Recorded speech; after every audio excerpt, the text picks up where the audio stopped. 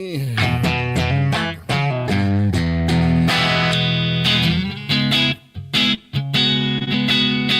is that sound? It sounds so American.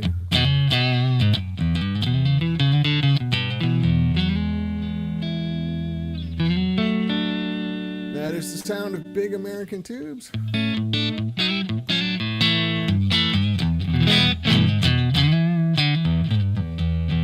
Only at really low power. Really low power. So no, there's one person here yet. Hello, first person. Glad you're here. Probably me.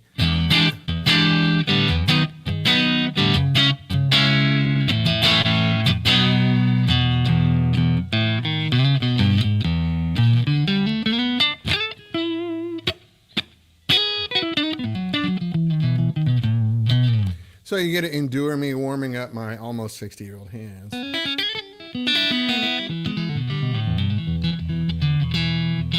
Hey, Phil, you're here. What's happening, man? From the tubes of Eunice. Ahoy. Your comments right behind. I can put where I can show the comments on the screen, too, which is cool. Glad you made it, man. This is the second second proto amp.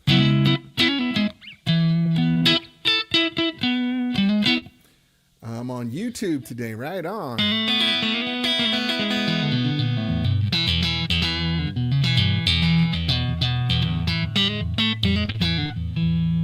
That sound all right?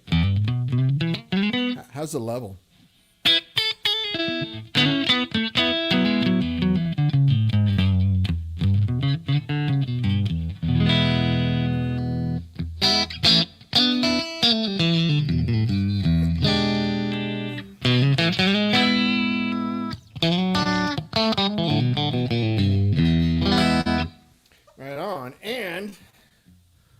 Thompson. Hey, good to see you, buddy. Yeah, we're going, staying a little more on this side of the pond today. This is our other just a different amp that we wanted to try the low voltage thing on. So this is called El Pompadouro. We come up with names. Basically, it's a pair of 6L6's. But it's running at really low power right now. This is not the ultimate. It's not the transformer that's in this amp. I have another one on order. We're going to put it in here. This is an earlier version.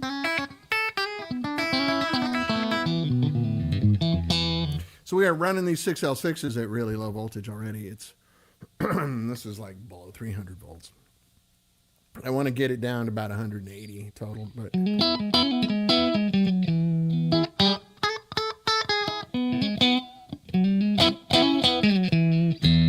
you're asking if it's a pair of 6L6's, does it do dirt? Well, I don't know. Let's find out. I can go even dirtier.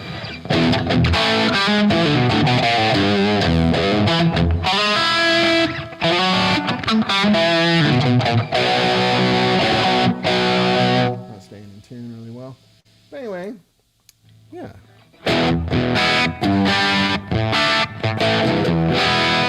So, you get the idea. I just put new strings on this guitar, so it's being a little, you know, spernickety. You know how when you put new strings on a Strat, like you pick it up, everything's flat, and then you play it, and all of a sudden everything's sharp. That's what's happening. That's what's going on. El Pompadouro. That's a mic name. It's kind of bright, isn't it? Let's turn the treble down.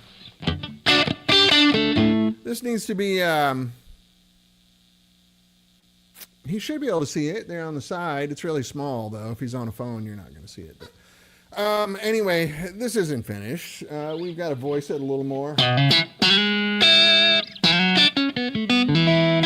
you get the idea, right? And these are 6L6's running at very low voltage.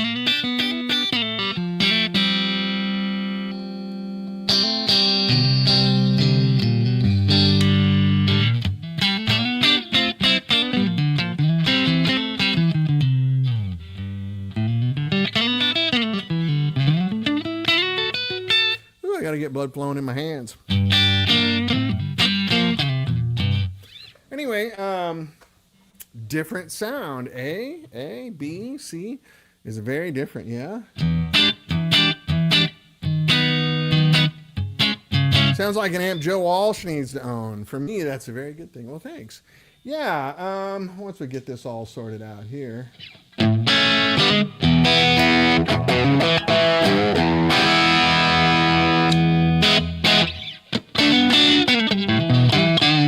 Yeah, there's something too bright going on there. That's all right. We can fix that.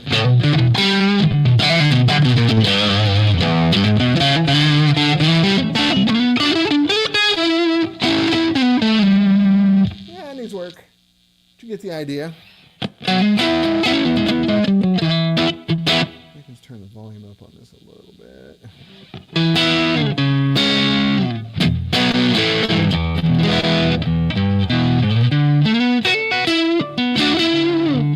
Not too dirty for that, isn't it? Let's go over here, push this side.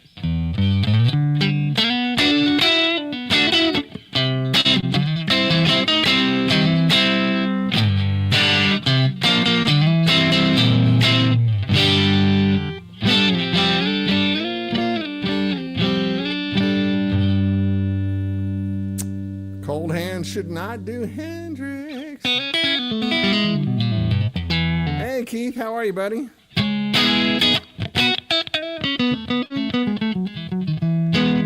So this is proto number 2. It's with a pair of 6L6's. It's decidedly more of an American voice. It's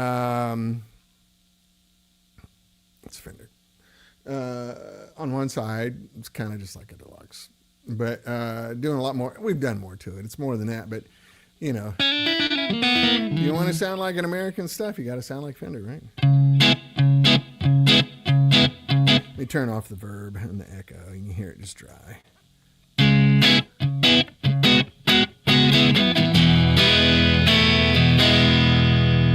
kind of digging that. I should probably get at my other Strat too, which sounds really different than this.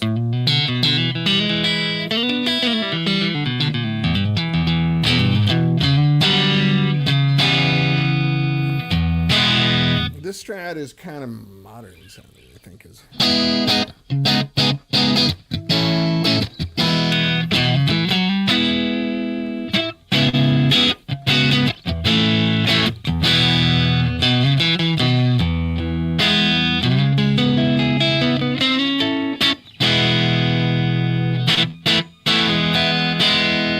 I'll put just a little echo back in there. Just a little slap back. And a little bit of light reverb.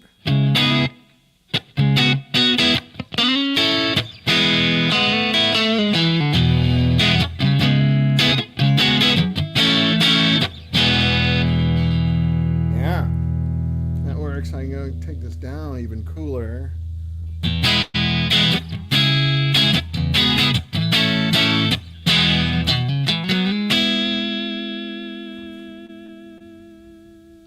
Do a clean boost on it.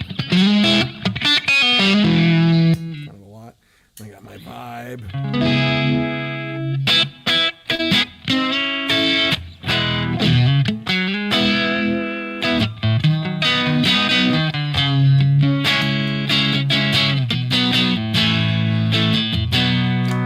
And then the clean side, the Klon pedal goes really great with it.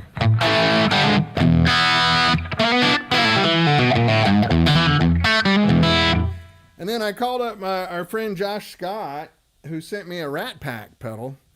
I haven't got it completely dialed in, but I used to make my living with a Rat pedal. So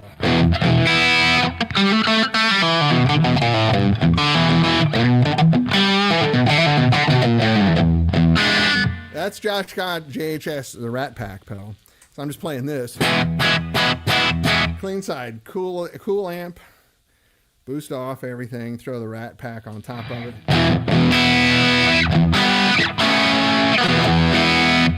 It's very out of control.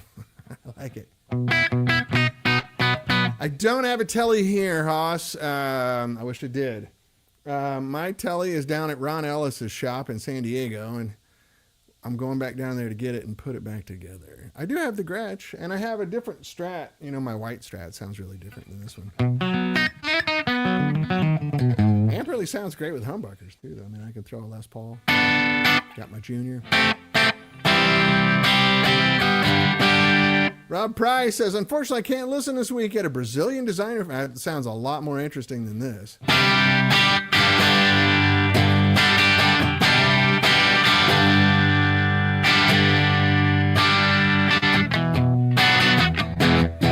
Don't worry, Haas. This amp will be back. You're going to hear it a lot. I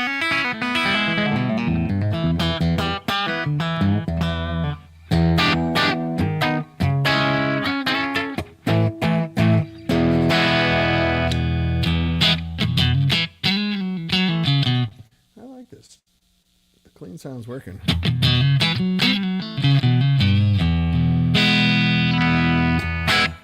I'll heat it up just a hair. It's a great rhythm sound. Hey, Kevin Spencer, how are you? This is not Little Elvis. This is a prototype of new stuff we're doing. It's just in old hardware. It's low voltage, high current. Yeah, the Rat pedal sounds good. That Rat pack's good, Phil. This chassis at one time was actually a Redline Elvis or Redline London Pro, but it's got transformers in there so big we could barely fit it in the cabinet last night. So it's a pair of 6L6's, Kevin, but I am running it pretty tamely. Like I might be getting 25 watts, 28 watts out of it. I'm eventually going to put the transformer that's in this amp. I'm not going to take this one out. I've just ordered another one. It takes them a week or so. And I'm going to put it in here so then we can run it down around 3 watts. And see if it does what that one does. That one does it perfectly.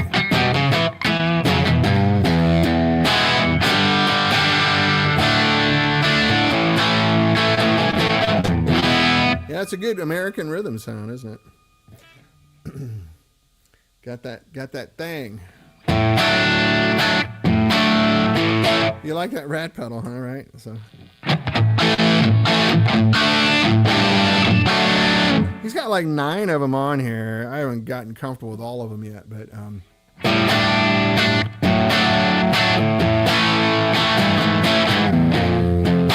so Kevin, thanks. I think it's a good sound too. The idea is to give you this sound.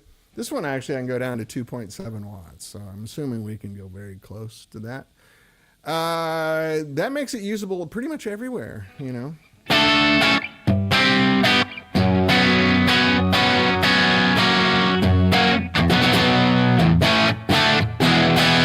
Yeah, let's try a different Strat, see what happens. Let me put my white Strat on, and then we'll go to... I got the Gretsch right here too, which I promised Haas last week, man. You know how he gets. He gets all crazy. He starts calling in bomb threats and shit. Can't have that. You guys remember this Stratocaster. I just wanted to have a humbucker on that other one. But we'll do some quick single coil stuff. These pickups sound a little more vintage on this guitar. These are Jason Lawler's C Strat's totally sharp. Why is that? Everything's sharp. And it's going to go flat as soon as I start playing it.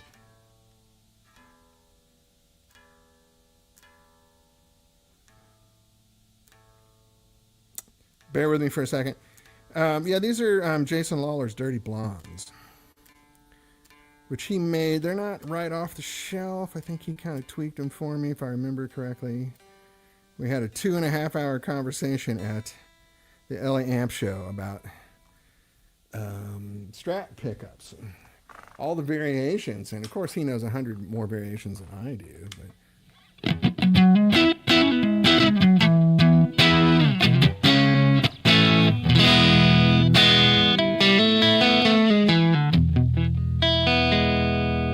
rumor has it they're sending one of the new amps to the space. Hey, Charles Rivera, how are you, buddy?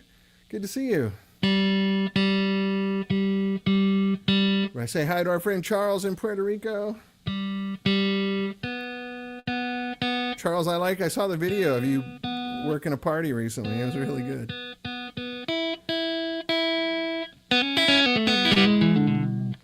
So let's see.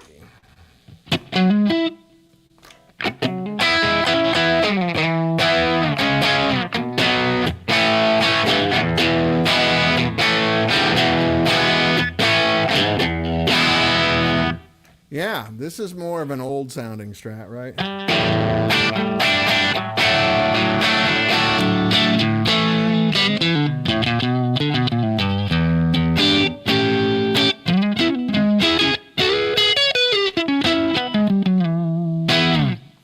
Let's see, get a little more dirt.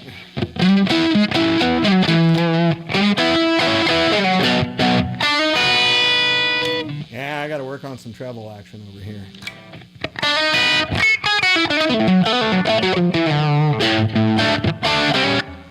Yeah, let's see. Can I get more out?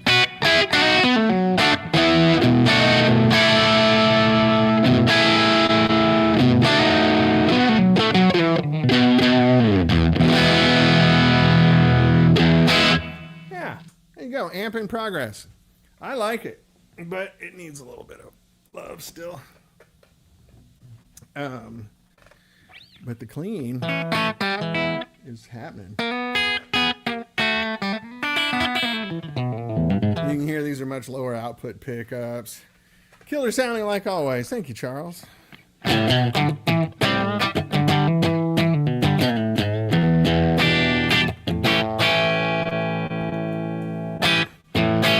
Let's see how this one does with pedals.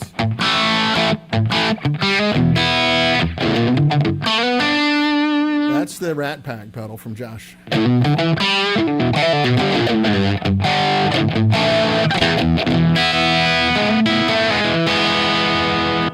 right.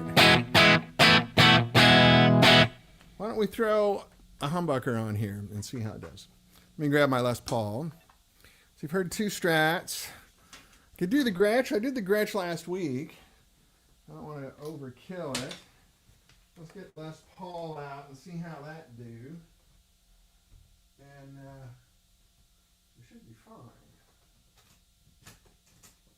Should be fine. I hear his voice, but I don't see him. I see nothing but his old ass. How did that happen?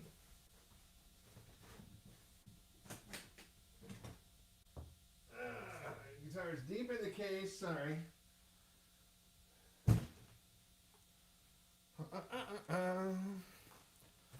All right. Let's see how this do. And then you kind of get the idea. It's only 12:15 too, so like we're kind of just rocking through all this stuff. Kind of crazy day this morning. No such thing as too much Gretsch. Okay, well, we'll put some Gretsch on. Don't worry. Let's get this guy back.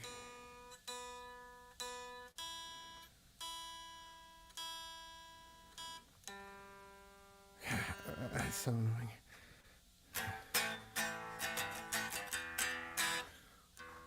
So I'm going to Norman's Rare Guitars tomorrow around lunchtime if anybody wants to have a little party over there. Come on, Gibson. I'm going to take over Gibson and hire NASA engineers to figure this out. All right, well, let's just go for it. Let's see if the dirt does better on this.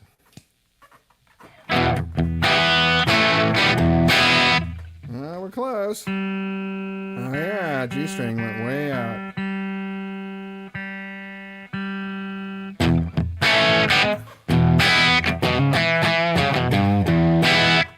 Look over here. It's weird.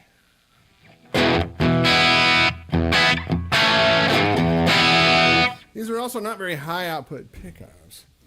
I think that Gretsch was a fortnight ago, was it? Got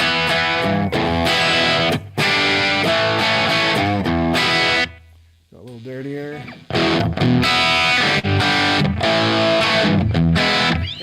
works for the humbucker, doesn't it? Oh,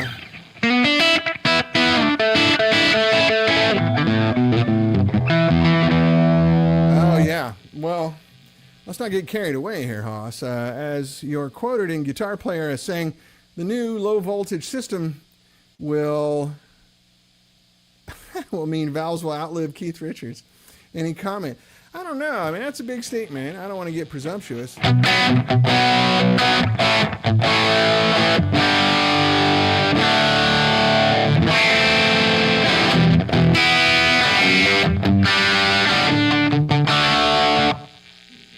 Yeah, the treble's not working over here. Hey, Basil. Yeah, 1 amp playing, 2 stacked up. This is a prototype, so it's noisy. And it doesn't act perfectly yet, but you get the idea. It's a pair of 6L6's.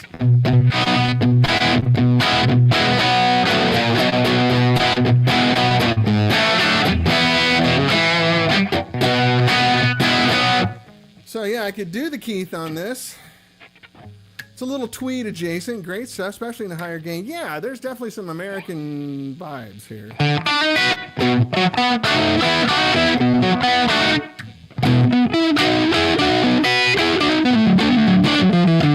like that. That's getting into my, what did we do it the other day? Let's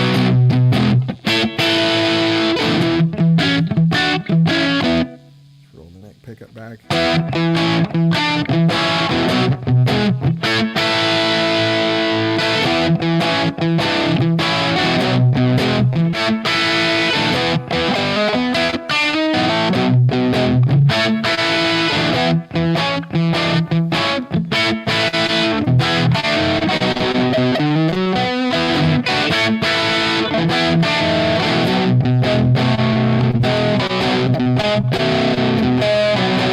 Too much gain there, maybe. Let's talk it down just a hair.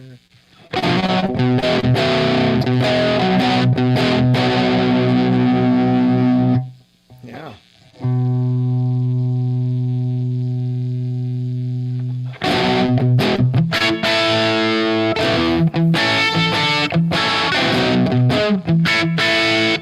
That's not bad. I'm digging it.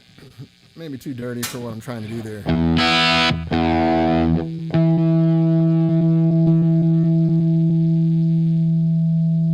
Getting right into the, yeah, maybe. Let's see. Can't do it in regular tuning. Oh my goodness. Let me get this thing in tune, sorry. Anyway, what do you guys think? 6L6's.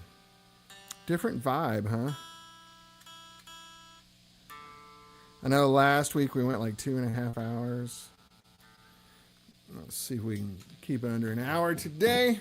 Randy Kraft, hey buddy, how are you? Prototype number 2, totally different circuit, different tubes. This is a pair of 6L6's. It's running at low voltage right now. We want to take it down to, you know, the super low voltage of this one.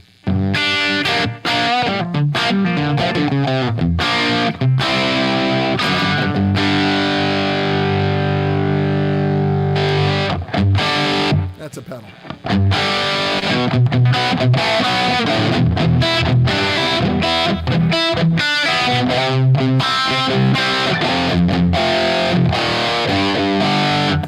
Like to make sure the pedals work.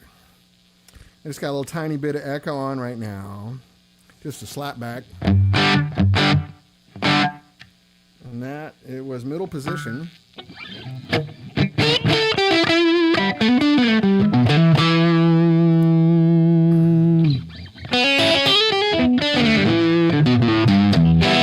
Your classic Les Paul blues sound. Just bridge pickup.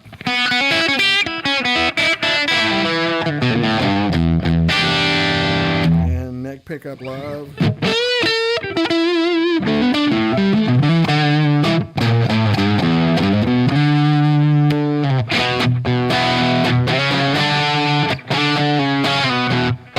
As long as we're doing Keith Richards sounds. Anyway, yes, I need a Telecaster here. You're very right. And I'll bring out the Gretsch here in a couple of minutes.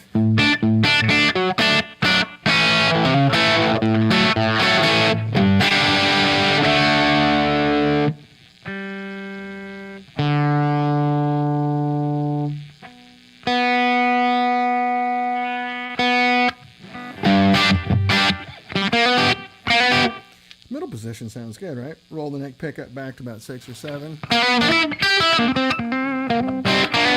Hoss Thompson says, sounds like wet women's knickers. I know that's a compliment. Thank you, sir. Let me turn the echo off.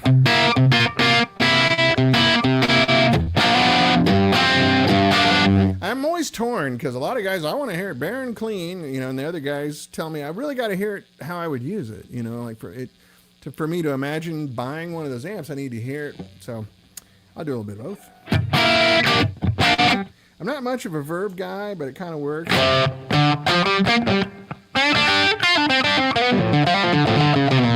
Yeah, I like this middle position Les Paul thing for, you know.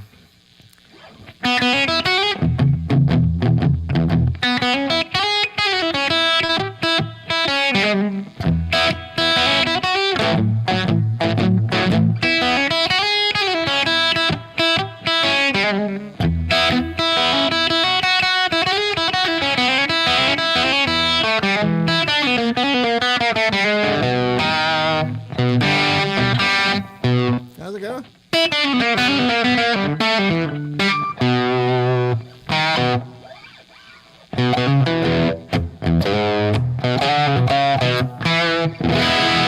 Yeah, that middle position sounds great.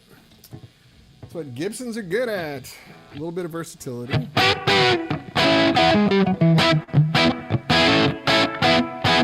Yeah, the verb's a little much for me. I'm just not a verb guy, but a little bit of slapback echo. If I take that off, right?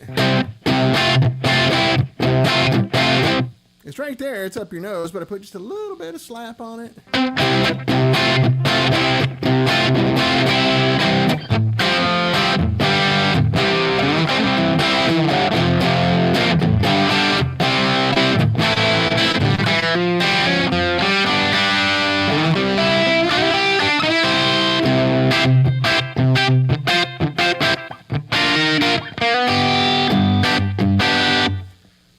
So there you have it. You want to do some Gretsch action now, Hoss?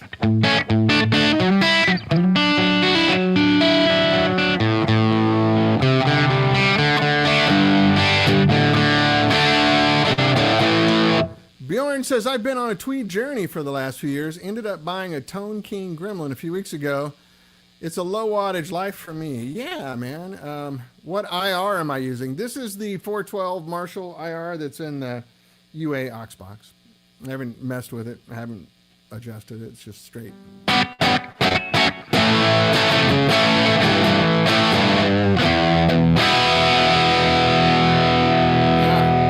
I kind of like that. Let's get a little more out of that.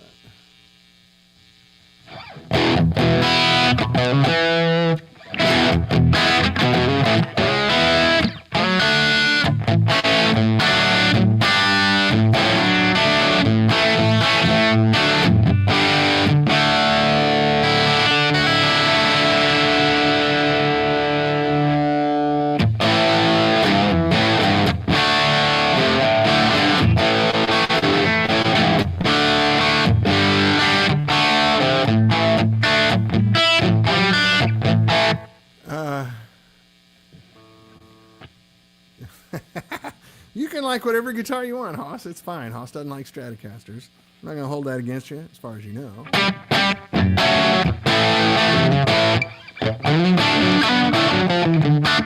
Does this sound like a 13 stars kind of vibe?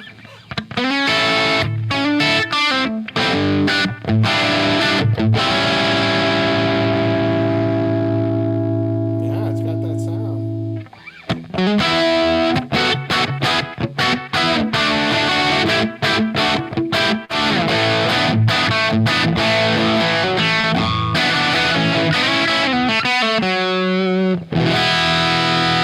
All right, Gretsch time for Hoss. It's my new show. Gretsch time for Hoss Thompson. Sing amongst yourselves. Pick a song, any song. Let's see. I'm just going to throw this back in the case for the moment. And I like that guitar.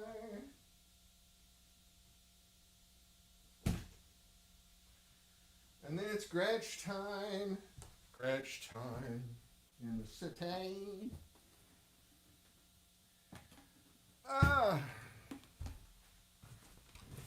Gretsch. Gretsch time. Oh, dang, can't reach the cord. It's been a crazy morning. I had to take my wife and daughter to the airport first thing in the morning. Woke up with a sick animal. And then the toilets in our house decided to back up. That's neat. So I had a plumber over this morning. Now my Gretsch with a Bigsby on it, a Bigsby, stays in tune. All right, here we go.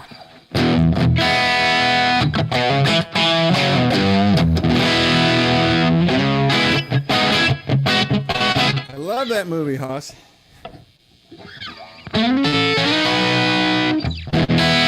Let's go down to some clean action and hear what a Gretsch actually sounds like. Yeah.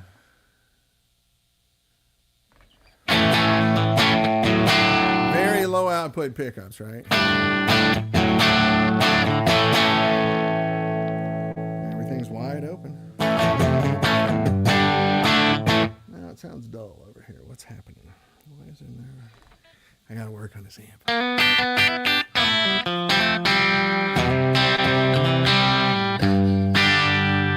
Do some pedals on the clean side.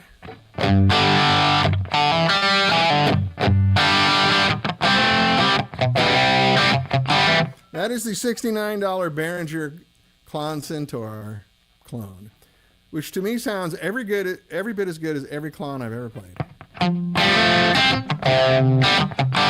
69 bucks.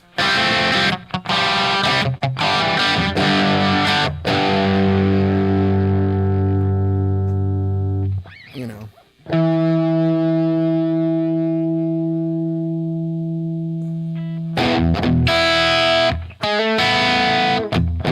Yeah, I like that sound a lot. And then here's the Rat Pack.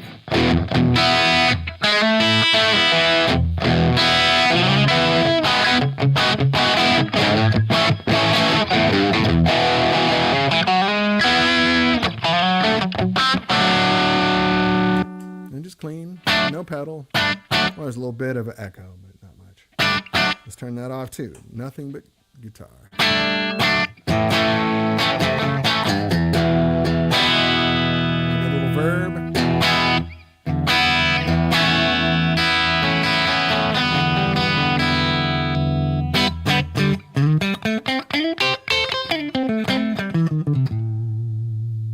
Yeah. We'll go back over to the dirt. Oh, the dirt.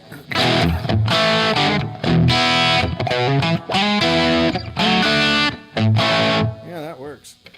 I like that a lot. I don't think of 6L6's as my rock and roll tubes, you know, but it works.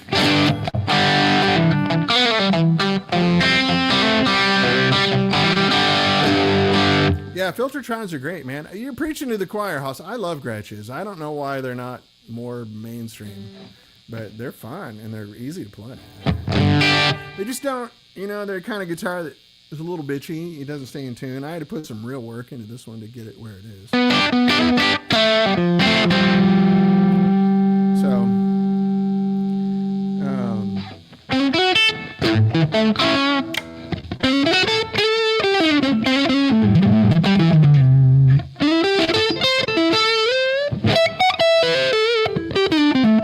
it's a good sound, neck pickup sound.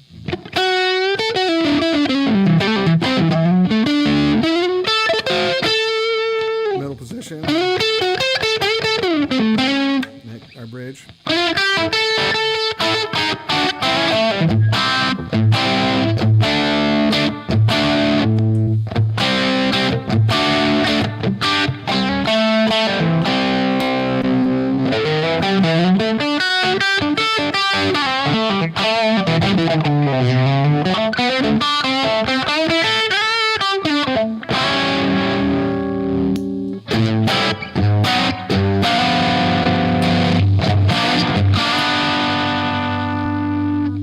volume boost.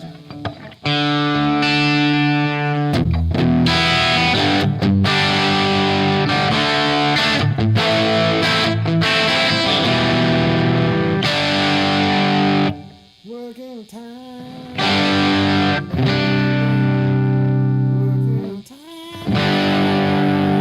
baby,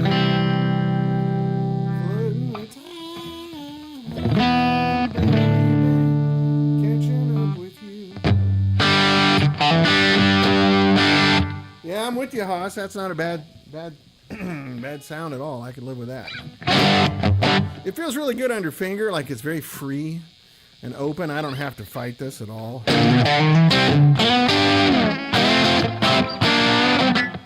that burb off. I've had this Tom Petty song stuck in my head for a whole day. Flirting with Time. Do you guys know that song? Flirting with time, baby. Flirting with time, baby. Flirting with time, baby. It's catching up with you.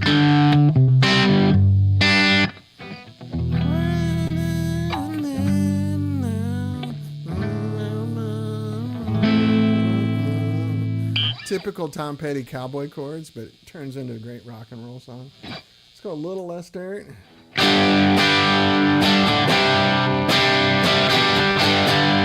Oh, fuck, that's good.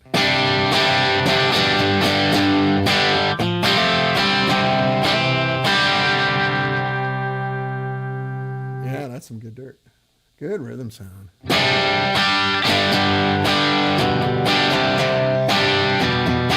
What I'm on the hunt for is a good Rickenbacker, because I still love all those beatly birds kind of rhythm sounds. What is it? It won't be long, yeah. It won't be long. It won't be long, yeah.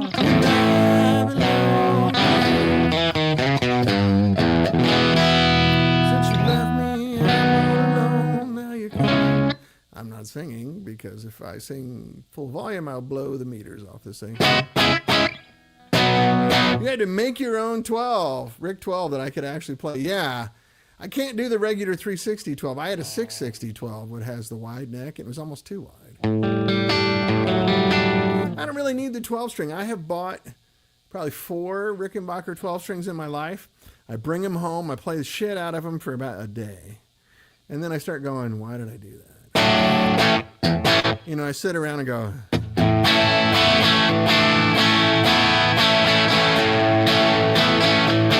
and do all those things, the Byrds tunes, and of course the Beatles song.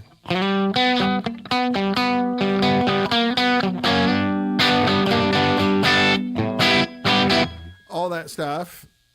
And, you know.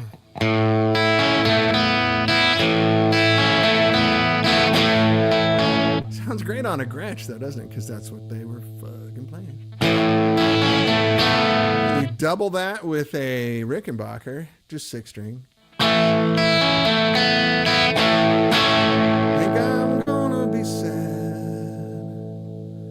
Think it's today. Jangle Box is great. I had one of those, and I lent it to a friend. Never got it back. She would never be free when I was around.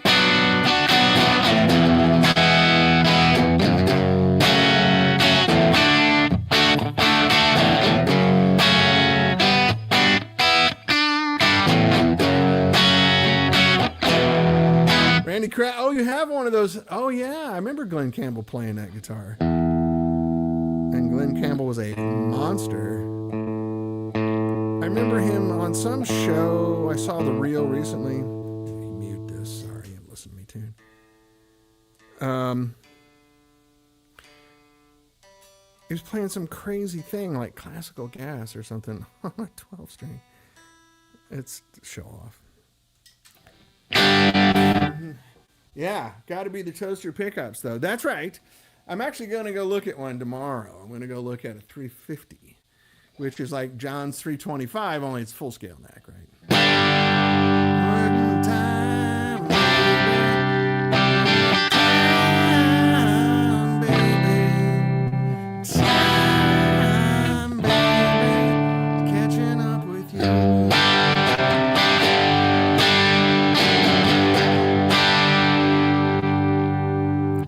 that's the sound right there. That's good 6L6.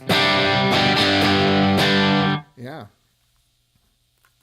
I think we're moving forward. I'm moving forward. So I got good news last night. You know, the money still hasn't kind of come in.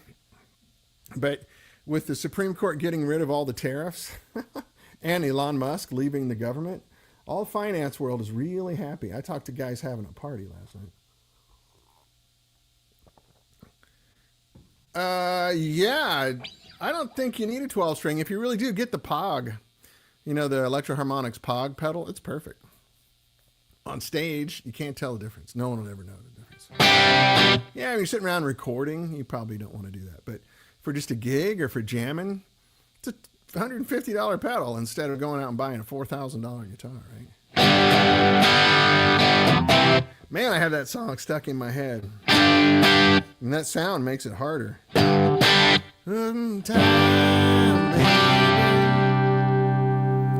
And it's doubled vocals on that song, so it's a very 60s, like, you know, 1966, 1967 pop thing.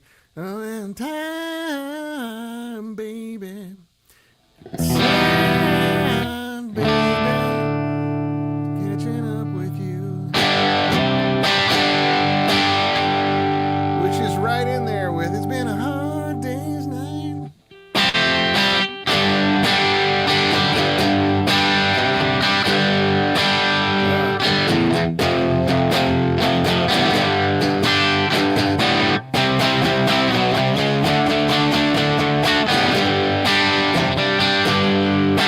Proper Laurel Canyon vibes. That's right.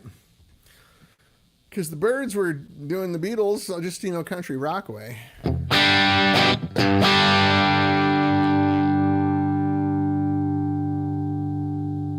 What's the other big Byrd song? I always get the feel the whole lot when you go.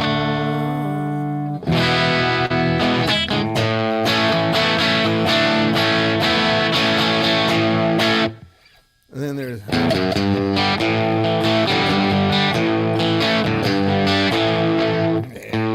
even though I've gone sharp, I can't stand it.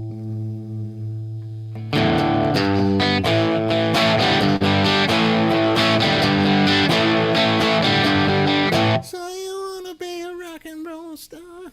There's that. What's the other big one? Anyway. I just always regret buying a 12-string Rickenbacker. I've done it, and they cost a lot of money, and I'm always really proud of it, and I dig it. And then, like, a few days later, I'm like, God, that's a lot of money just sitting there.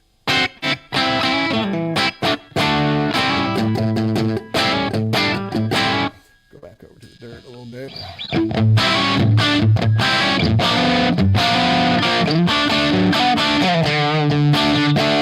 So if I can give this to you at 3 watts or 12 watts and probably 20, 25 watts, you know, those 3 choices, I think you can make it work, right? It'd be a useful thing. Oh yeah, we didn't even start to do Pete Townsend. That's Gretsch hell, right? Most of those records are recorded on a Gretsch 6120, you know, big orange country gentleman looking thing, through a 310 Bandmaster.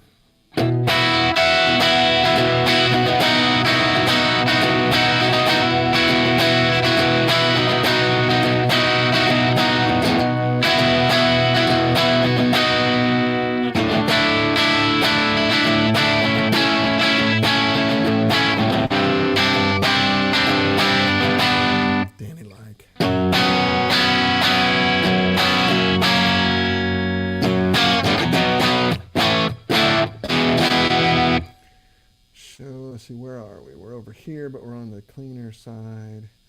Let's go over here on the hotter side. But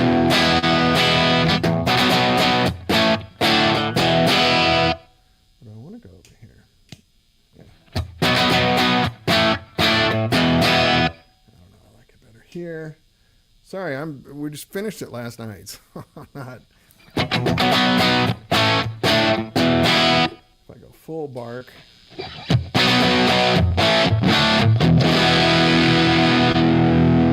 Doesn't really sound like Pete Townsend, but I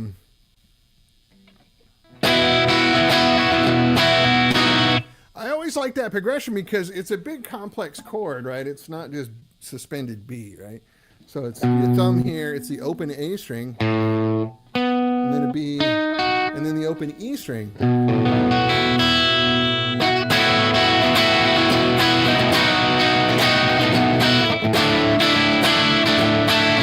So you got this on the top, right? So when you start out here on B and then that open A string there, it's tension. Lots of tension, right? And then it releases when you go down to the A. It's a really cool sound. You know, Townsend was pretty much cowboy chord guy, but he was very clever with the way he's arranged things like this. You hear that? That tension is what makes that chord progression.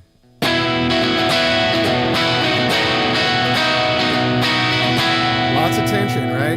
Then I go down to A. It's like inhale, exhale, inhale, right? We go down to G. A little bit of tension.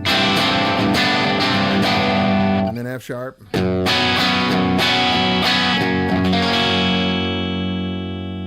pretty cool, isn't it?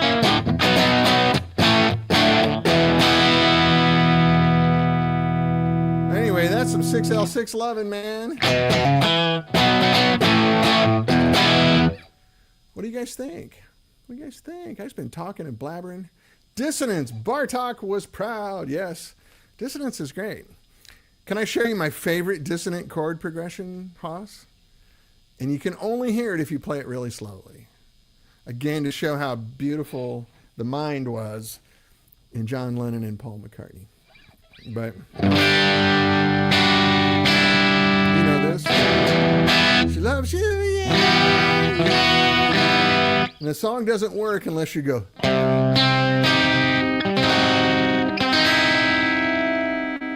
Hear that? So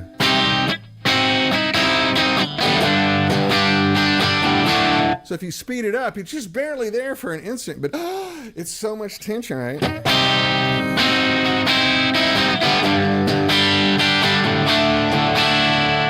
if I slow it down.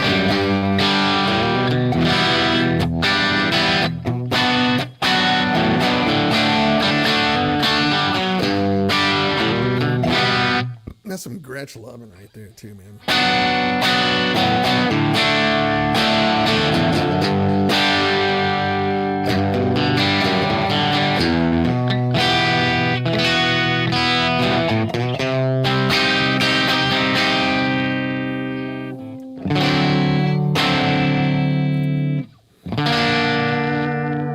Those guys are so good. That was 60 odd years ago. They're kids sitting around smoking joints, right? Songs like that.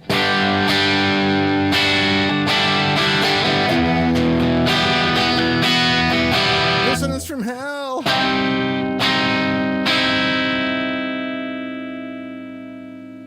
Oh, that's really bad, isn't it?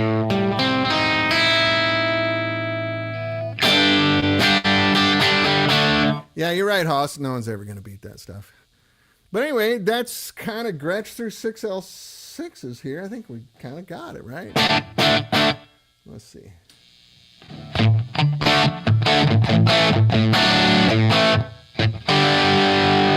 Yeah.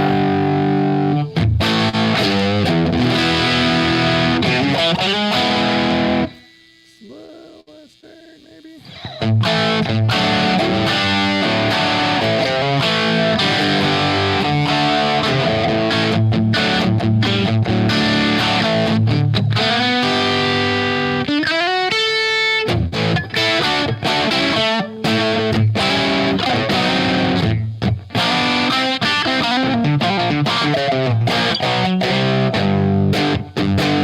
Yeah, I like it. I'm going to keep it.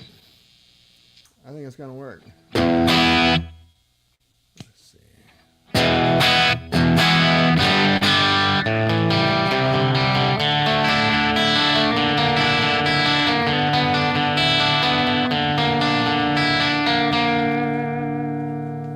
There's a lot of Beatles sounds there.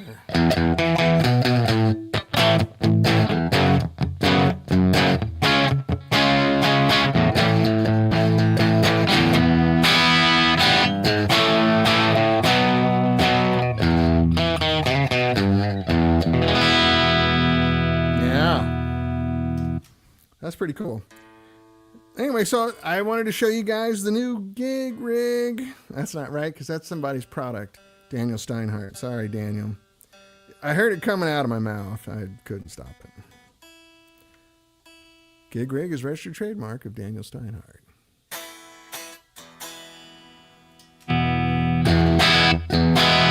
I like that bouncy.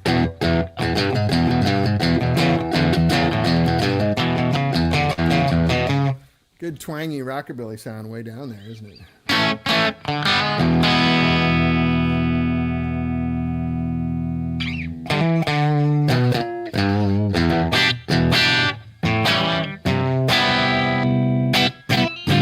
can go even cleaner and go super mellow jazz.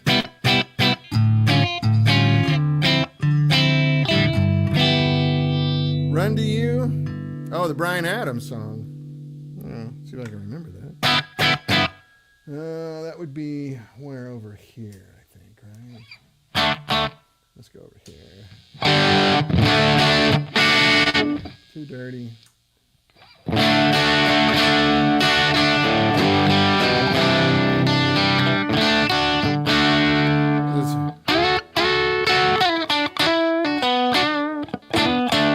Yeah, I need more dirt than that, though. Let's go over to this channel on the dirtier side.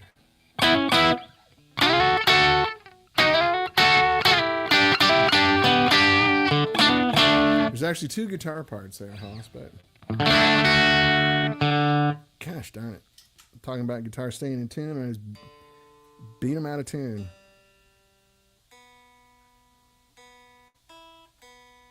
I did put fresh strings on this yesterday, so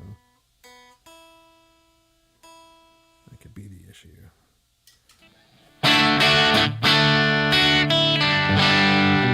Oh, Run to You. Shit, what is that? Why I can't remember. Yeah, you're right. That's Cuts Like a Knife. Run to You. Oh.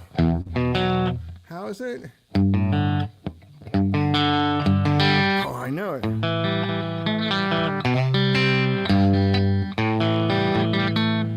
Something like it.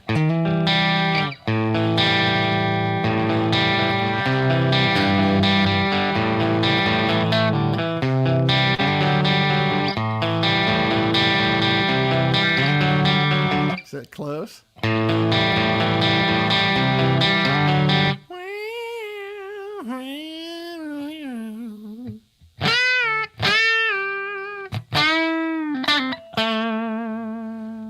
Something like that. Boy, now you really caught me. That's back deep in the high school memory.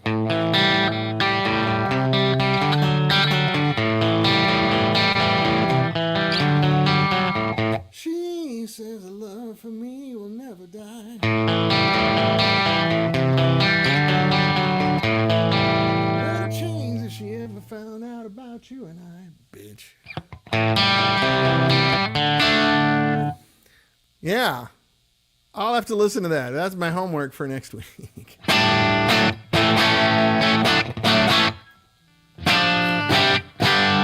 Thank you, Joe Marino, for correcting me there. Yeah, I don't know that many Bryan Adams songs, just the ones I used to play.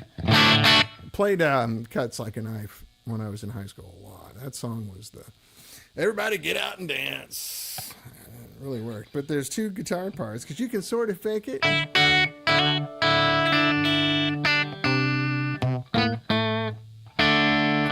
It's just awkward. But, you know, when the one guy's going...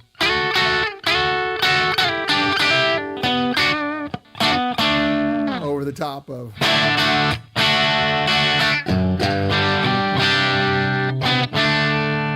It works perfectly. Not with me, though. That's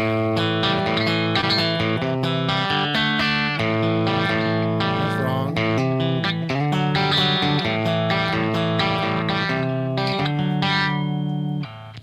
Let's see. That's the clown. Let's see if there's the rat.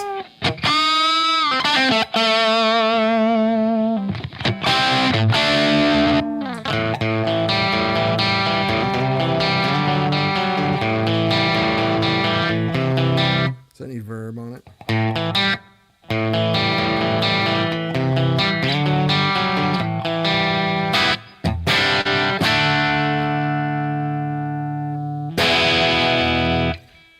That's a good rock and roll machine, fellas. Haha, I know this. I know this one. Come on, stupid fingers. Yeah, that's right. Man, I got to tell you. Thank you, Randy. Good to see you, buddy. Hope you're well. Yeah, we're getting there. I'm just right now playing with electricity, like until I have a shop and we can go into production. This is all just research. And you guys get to be part of it, which I hope you find interesting and fun. A lot of guys don't want to show you behind the curtains because prototype amps are ugly and they make noise and it's kind of scary. I made the mistake of building a couple of custom amps for people a long time ago. And I had to charge them a lot because all I was doing is making one amp instead of, being in production. And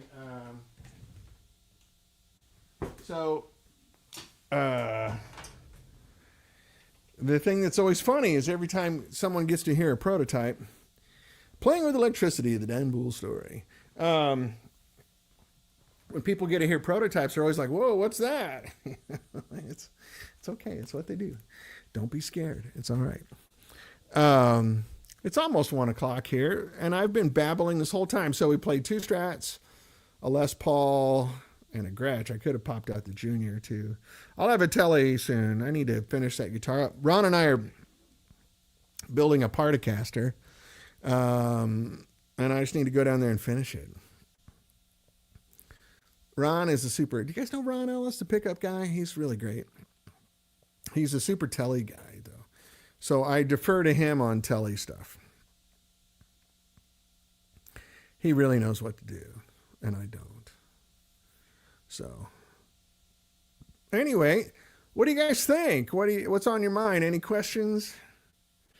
I wish I had a better update. To be honest with you, the whole tariff situation has slowed down our business plan. And as far as I understand, everything's back at full speed. It didn't end anything. It just slowed it down.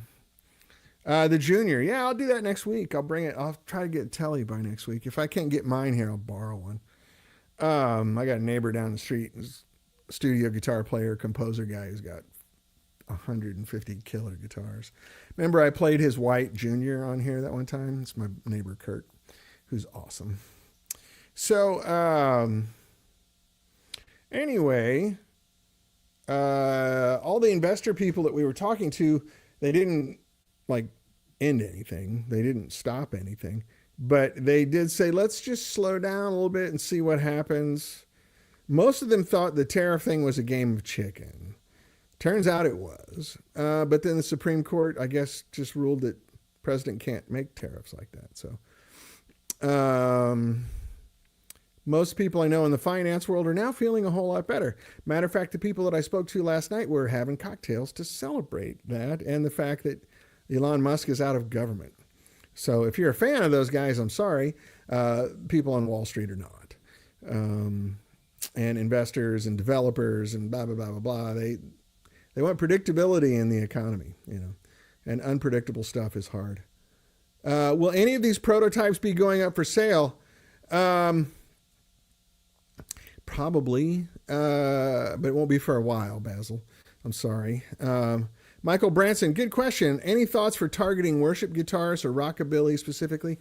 Well, I've always, had a deal with worship players. I sold a lot of amps to worship guys. A lot of them are these big mega churches in the South that are a big corporation. Sometimes they came at me and wanted to buy like 4 or 5 amps, and I would sell them to them at dealer cost. Individuals, not so much. But, if somebody wants to do it, the thing that I shy away from, and I'm not going to share with you my religious or spiritual views or anything because it's private, but there's a lot of people in our industry that are Christian trollers. They pretend to be really Christian to get a bunch of business. And there's even guys in this business that pretend to be AA guys, because they know a lot of rock stars go to AA. There's a couple people that do both. So I'm just really hyper conscious about that, Michael. I can tell you I'm a good dude that grew up going to Jesuit school. But that's about as far as it's going to go.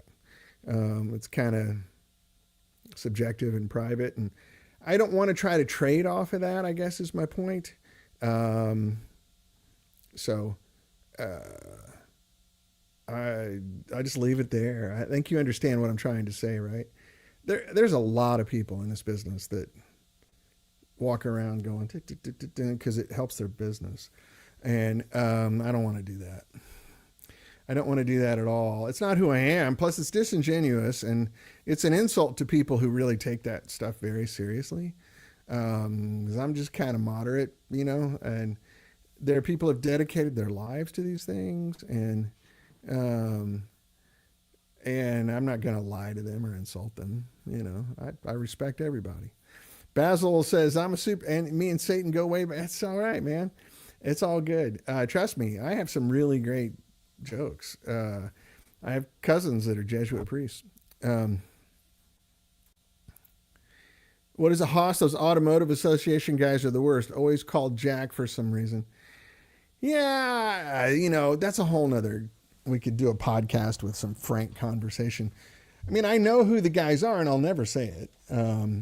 But it's so, to me, it's antithetical to anything that I am. Like, I'm not going to try to do that. So, having said that, Michael, what would you suggest I do if I wanted to target worship guys? I mean, I have a lot of great connections in that world. And the guys that I work with all know me, and they usually ask me what my views are, and I tell them, and it seems to be acceptable. I'm not,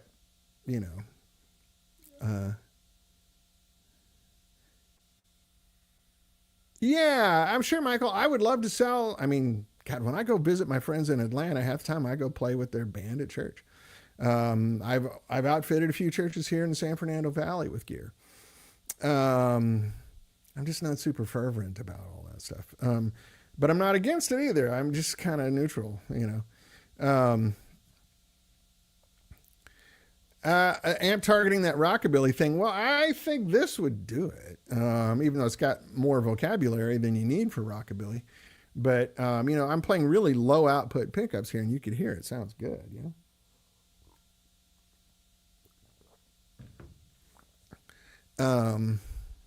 I didn't mean to brush you off there, Michael. That's not what I'm trying to do. It's just, there's just people that do things that really leave a sour taste in my mouth, and I get a little bit on the soapbox about it. But anyway, I'm up for any suggestions you have. Business is business. I don't care who I'm selling to. I don't have any purity tests or requirements. I don't like to judge people, which is, cool, I think. Anyway, I'm mumbling. It's 1:01 in the afternoon, and I kind of got to get rolling. I got a couple things to do. Charles Freeborn, how's the microamp? Oh, good question, Charles. Thank you for remembering. We played a prototype yesterday. First functioning prototype with the sub-miniature tubes as the preamp section. And it sounded really good. Right now, it still has a 6L6 output section, which we're going to change. Just one single-ended 6L6. David Royer designed it, so of course it's perfect and clean and, like ridiculous because Dave's Dave. Thank you, Michael. I appreciate your understanding. So I'd say we are 25% of the way there, Charles. Hopefully I'll have something to show you within a month. It's kind of slow. Everybody's squeezing it in their extra time. So it's not, we're not totally focused on it. I just go over there once a week. I got the hiccups. Sorry. I go over there once a week for, about an hour and a half. I took a guitar over there yesterday and we played for a while. Dusty Wakeman and David Royer and Big John that works over there, all really great guys to hang out with. So we had fun. It was very cool. But yeah, I have pictures, but I probably shouldn't share them yet. It's just breadboard stuff. It looks like nothing, but it sounds good. Like it's coming along. It's coming along. The clean sound is amazing right now. Like this, like it's really good. Those little tubes work. It's giving us a lot of ideas. I think they're very viable, and they're dead quiet. You can just thump them and there's no noise. But they sound as good as a 12AX7. Only they're little pentodes, right? So, anyway, yeah, more to come on that. More to come on that. Thank you, Charles, for remembering.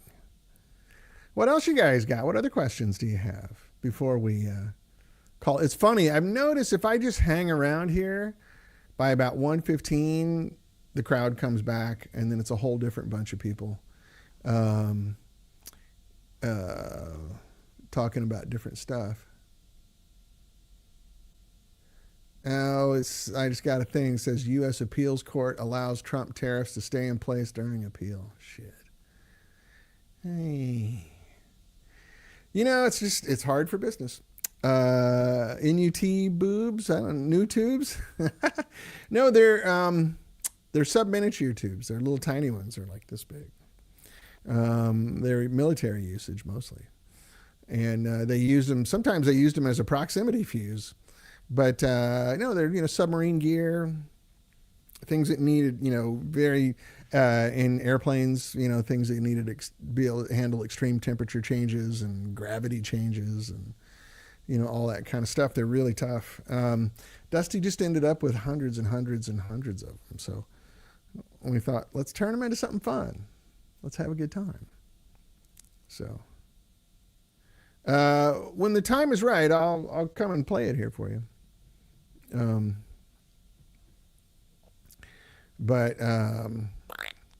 Yeah, it's a lot of good stuff.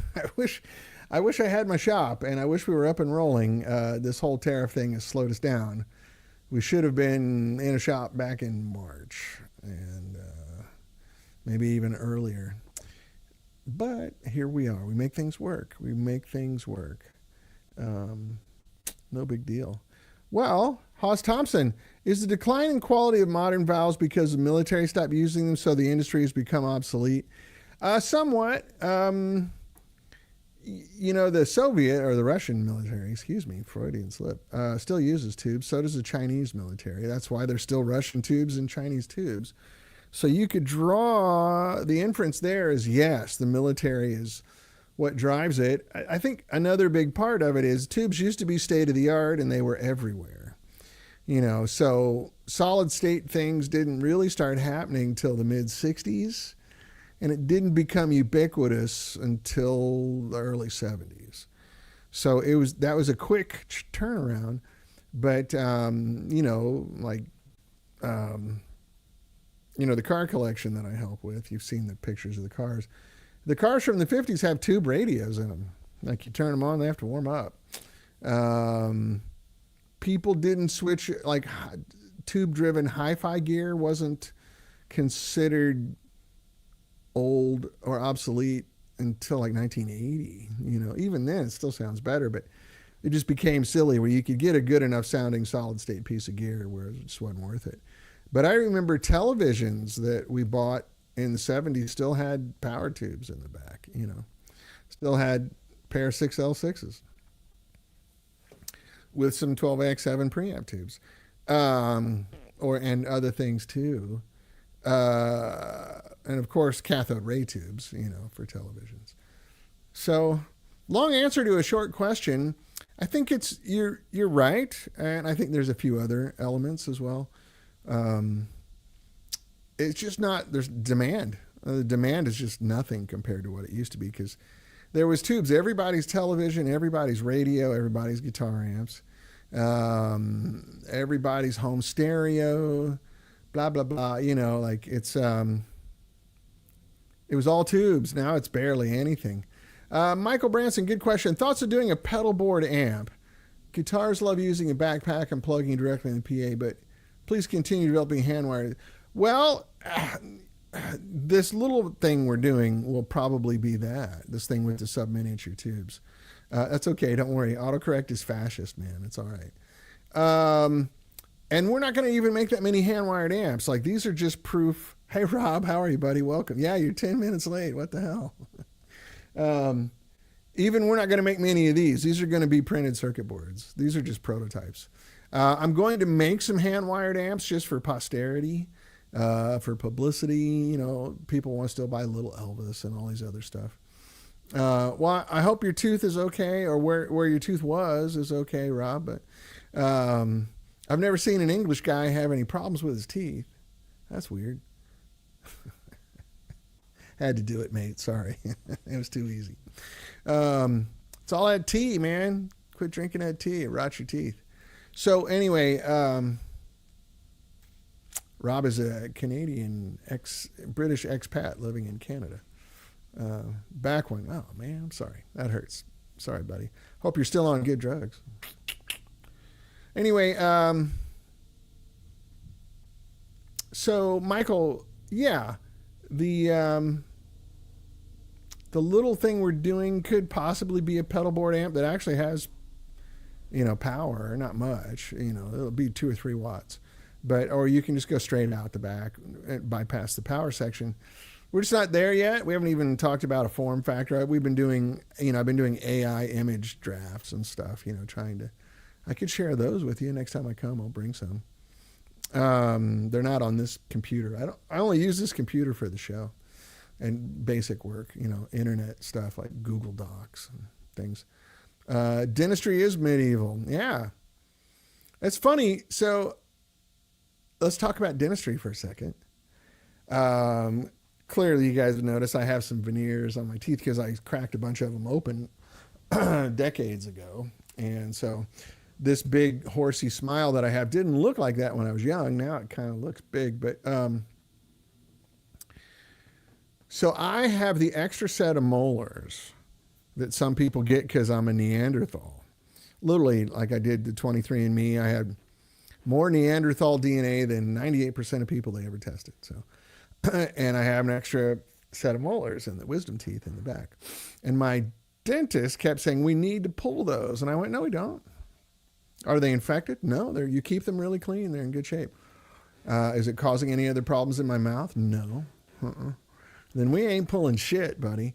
And he goes, but I'm the dentist. And I go, yeah, I'm the patient. Those are my teeth. You're not pulling them.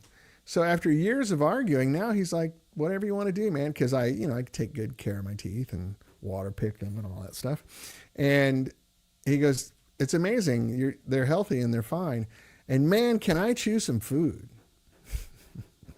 Like I can down a sandwich, like, cause I have more teeth. So I just want to give you guys, I want to empower you with that authority, that autonomy over your own mouth. If the dentist says, we must pull this out, you can say, what do you mean we? We don't need to do anything. Oh, I got a little cat rolling up here on me. You gonna drink my water, kitty? You ever seen a midget cat? My daughter brought this cat home. It's like 3 years old, but it looks like a kitten. I could get her on. She starts yelling if I pick her up, but maybe she'll get on camera here. Come here, Amy.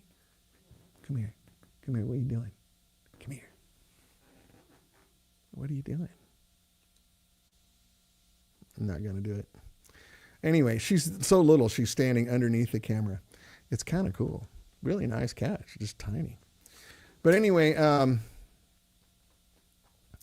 the smile is prerequisite of living in California. I already had a pretty good smile. This is my same smile I had. It's just a hair bigger because there's veneers over some of the teeth. It's not all of them. I broke these 2 teeth out right here, like diagonally split them. And then so they plugged those and then put veneers. So we matched the pair up front. So yeah, I look like a horse. I can eat the shit out of corn, baby. But yeah, it's a big California smile, I guess. Also, I don't drink that much tea anymore. I still drink it, but not to the level I used to. Easier to keep my teeth white. And you got to see this little tiny cat. It's hilarious. Come here, Amy. Come here. But anyway, smashed him on a... No, you know, it's an embarrassing story. I was in St. Louis and I was getting ready to fly to New York. And I had been up all night committing sins with one of my cousins in St. Louis. And I was in the airport, Lambert Airport, and I fell asleep on the escalator, going down the escalator. So I did a face plant on a moving escalator, knocked some teeth out. And so that's not good. Hi, Michael. One more oddball question on my Wayback Machine. My Memphis has an 8 ohm instead of a 16 ohm speaker. Was this normal or it's a replacement? If it's a 112, we always put 16 ohm speakers in there. Yeah, someone's changed that out for whatever reason. Now, if you had a 212 cabinet, we have 2 8 ohm cabinets in there and we run them in series, so it's 16 ohms, right? But someone might have done that, done a little swappy and didn't realize, oh, this is, So it should be, I like the sound of a transformer better on the 16 ohm tap. You probably heard me say that. So it doesn't sound bad on an 8 ohm tap. There's nothing egregious about it. It's not offensive or anything. However, you just get a little more out of it. There's a little more air, a little more freedom up on the 16 ohm tap because you're using all the windings. I wish I had a transformer here. I could show you how it works. But a stack of steel and stuff, right? And the winding. So if you put a tap here up at the top, you're using all this winding, right? If you want to use 8 ohm, you use half the wind. So you're only using this much winding. And if you want 4 ohms, you put the tap down here and you're only using this much winding. So all of this is dead. You want to use all the windings. The only reason you would go super low like that is you want to cover up some bad behavior in your amp, because it will. If you have some ratty stuff going on top or some maybe odd order harmonics, it will mask that somewhat.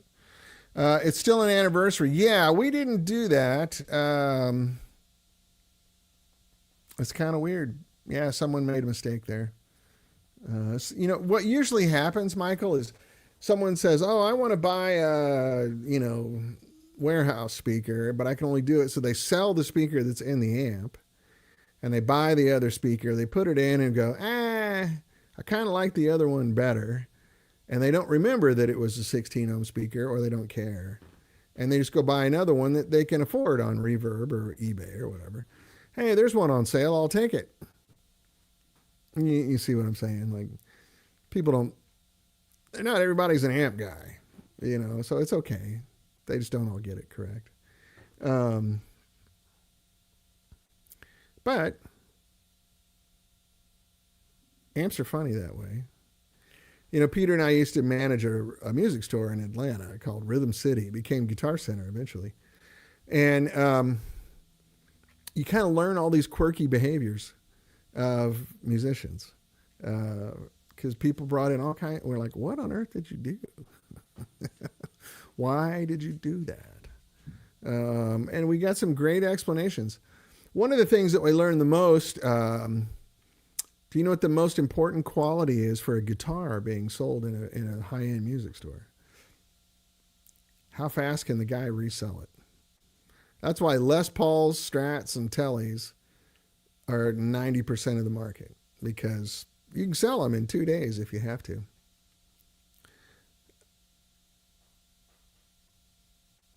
Oh, there you go. You're going to put in 2 Jensen 10 inchers? Yeah, or just get a new cabinet. Run it as an extension cabinet,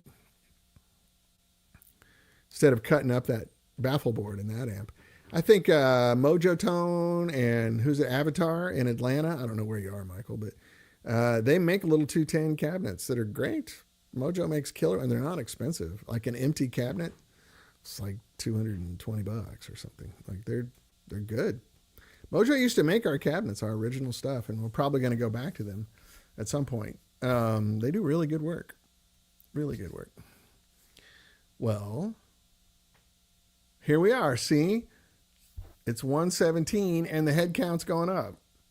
So is it 2.5 hours? Do I have to go Joe Rogan on everything? We can talk about whatever you want. I'll go into deep, forthright stuff as long as I'm not, I don't want to trash talk people or get people in trouble. And I can do plenty of that. I just don't want to.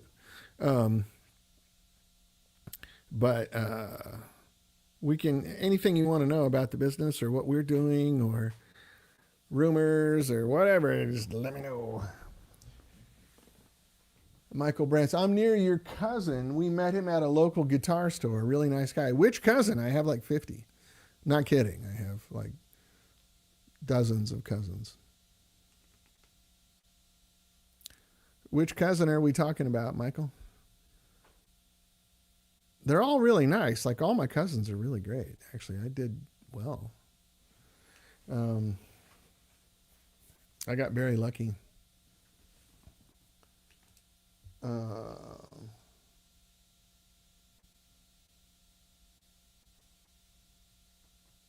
Sorry. My wife texting me.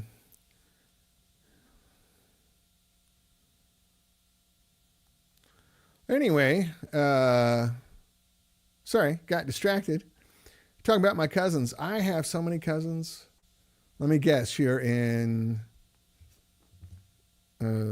Kansas City, St. Louis, Yuma, Arizona, San Diego, California, Dallas, Texas. I got a lot of cousins down there. How much is plywood on your side of the pond? Absurdly expensive is here. It might be even more. The plywood that I used, I don't know if I'm going to keep using it, but I used to use was Baltic birch. So it came from Russia. We don't have tariffs going on. The cat is moving the camera. That's so funny. Check her out, little tiny kitty. Look, she's really small. Can you not move my camera around, darling?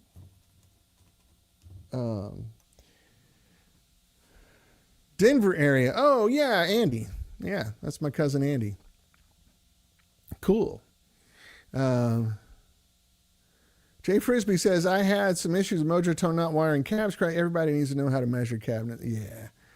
Yeah, the humans do things, man. It's okay. He name dropped me. My cousin name dropped me. Well, Andy's he was in my wedding. He was there when my oldest daughter was born. Like, we're very close. But my whole family is. All my cousins and I are really close. But Andy's on that top tier. Matter of fact, we usually talk about once a week still, something like that. He's a brother.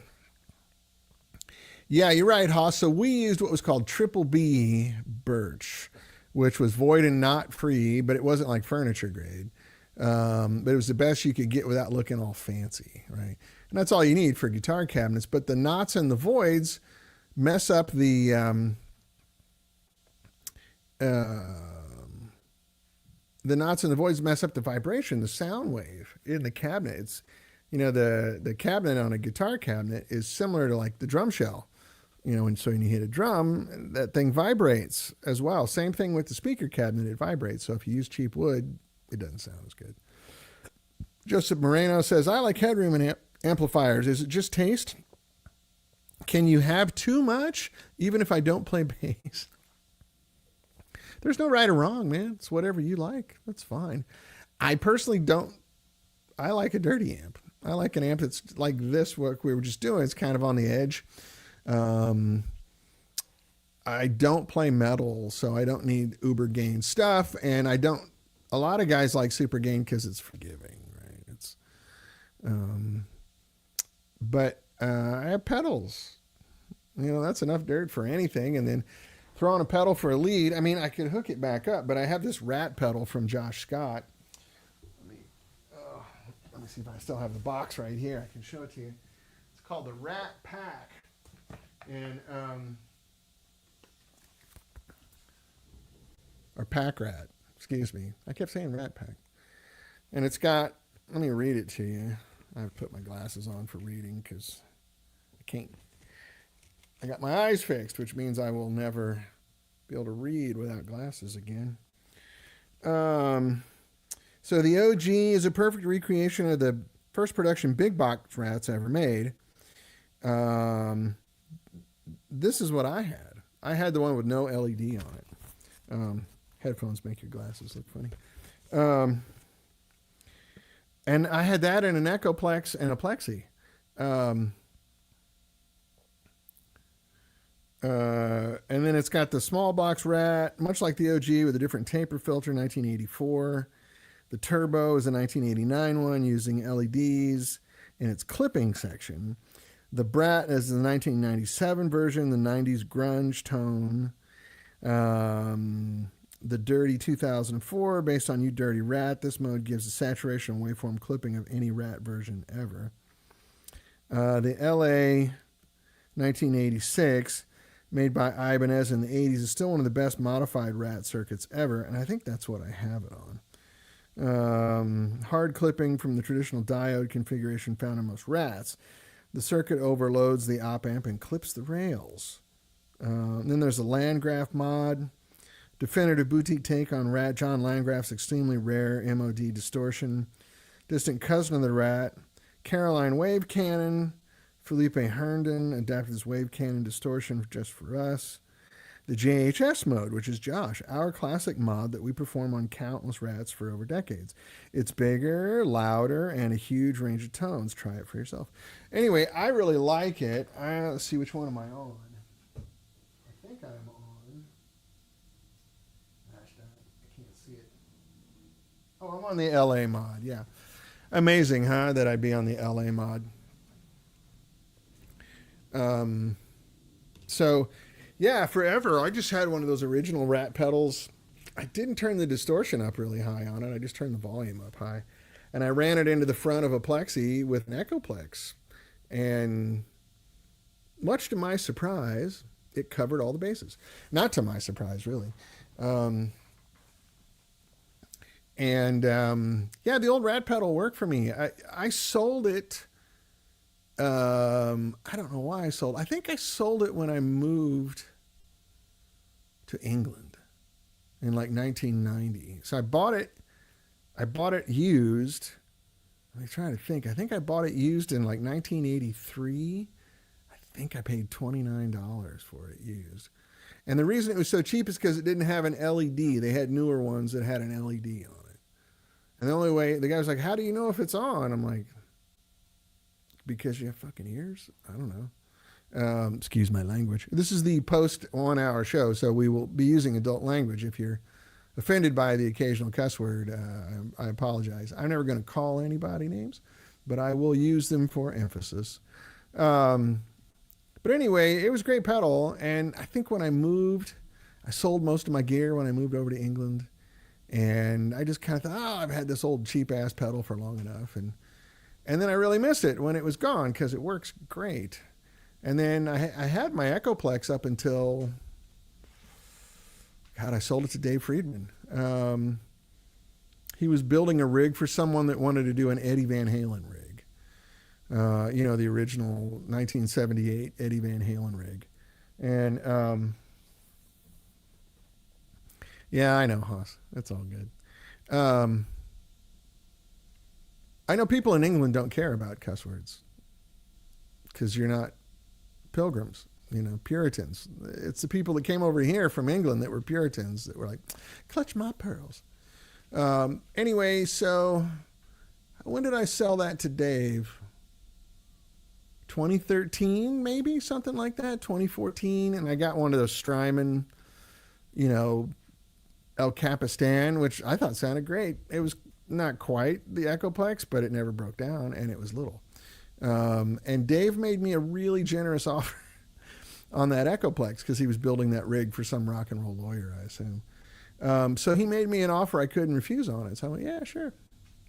Let's do it. I think I bought that Echoplex. I bought that Echoplex at Crazy Music in Columbia, Missouri.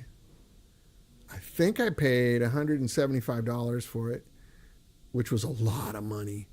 In 1981, something like that. I was still in high school. I was 16 years old. And $175 was a whole lot of money for something. That might have been $150. I don't know. But Ken at Crazy Music, I'm blanking on his last name now. No Blues Breaker inspired hand-wired in the future? No, not really. JTM 45 is a cool amp, Michael. Limited appeal. I don't know if you ever played through a real JTM 45. It's a pretty stiff amp. It's not real like friendly, let's rock and roll kind of thing. You have to modify them quite a bit. Yeah, you're right, Haas. And all the English cuss words are derived from the German cuss words, which I know fluently, being raised by Germans. A little German wedding ring here. My dad's family, lots of Krauts. I mean, come on, they're not, Scheisse, oh gosh, what does Scheisse mean? I have no idea. Fick, I have no idea. But anyway, yeah, no, I found that very freeing when I lived in England. Yeah, the real ones are very loud, Michael, you're right. If I were to do anything like that, I think I would do a low-powered twin, but do it like this. I think that's a better sounding amp, like a 57, 58 twin. No, you're right, Michael. No one plays that loud anymore. I mean, I'm going to make a killing selling 3-watt amps, and it's plenty. But anyway, yeah, when I lived in England, people just don't care. Like, you come out of an elevator lift, and there's certain words you cannot say in the United States in public without really risking confrontation, right? One of which starts with C, rhymes with bunt. And that doesn't matter in England. Like, I remember one of the first days I was there, someone bumped into me coming off the lift, and they called me that. And I went, whoa, hey, man. And then my English friend's like, no, it doesn't mean anything here. Like, no one cares. And I got used to that really quick. And then when I moved back to the U.S., I had to remember, oh, yeah, you can't say those things everywhere here. So words don't offend me, actions do. So I just don't care about cuss words. Jesuit upbringing, I think. Murder, rape, incest, those words are offensive. Racism, all that sort of stuff. Slavery, those are human trafficking. Those are offensive words. Shit, piss, fuck, or not. You know what I mean? That's just me. If you're offended by those words, I apologize. I'm not trying to be rude. Sometimes they just slip out because I honestly don't care. And if you care, it's totally cool. I don't care that you care. It's all good. Anyway, we got off on a tangent there about cuss words. Yeah, Michael Branson, JTM45 is a great amp. I mean, but you got to crank it up. I mean, you really got to turn to about 8.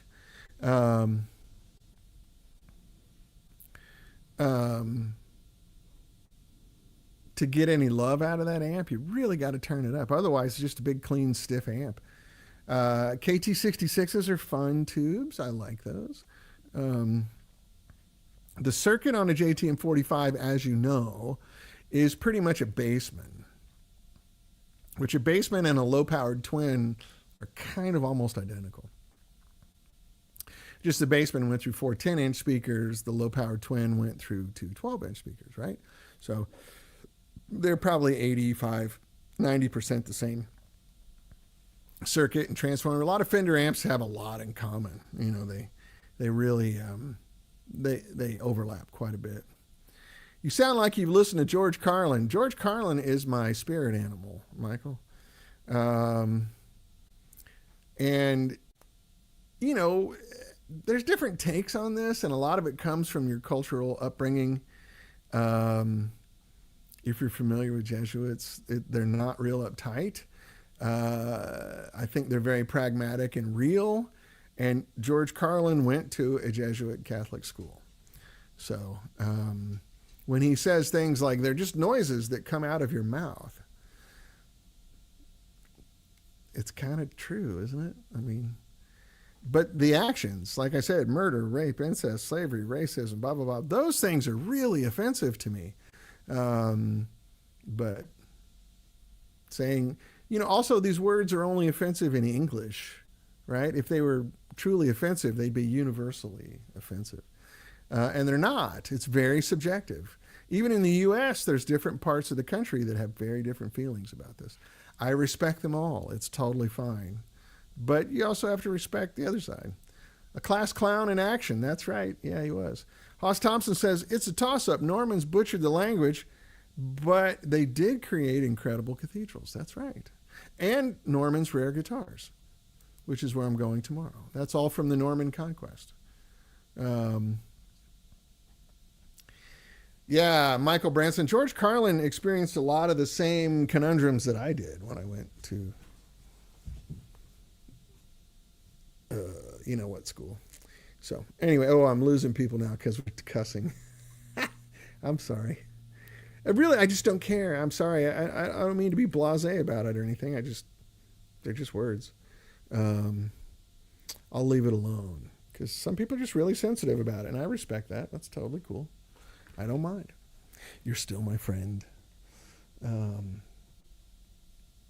Anyway, it's 1:33. I need to go. I got a couple errands to run, and I need to eat some lunch and all that kind of stuff. I hope you guys like the new amp. It's not really totally new, but I'm digging it. It needs some work.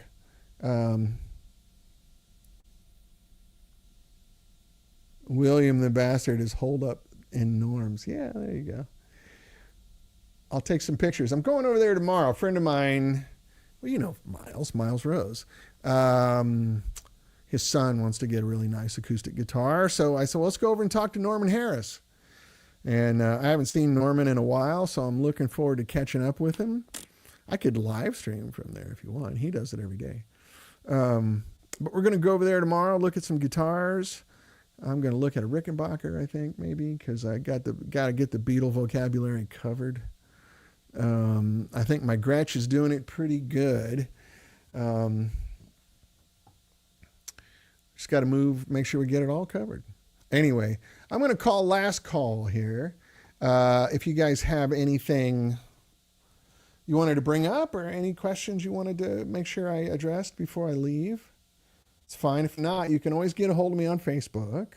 And I'm at danboul@me.com, DANBOUL at me.com. I try to answer everything I can. But you can also message me on Instagram. I'm on there.